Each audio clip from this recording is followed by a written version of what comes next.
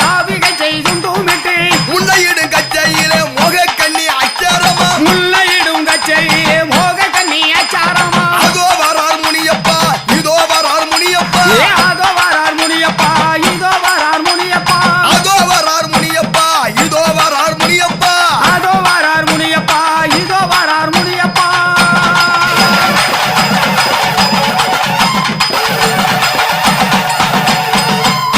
அப்படி என் சுவாமி ஆமா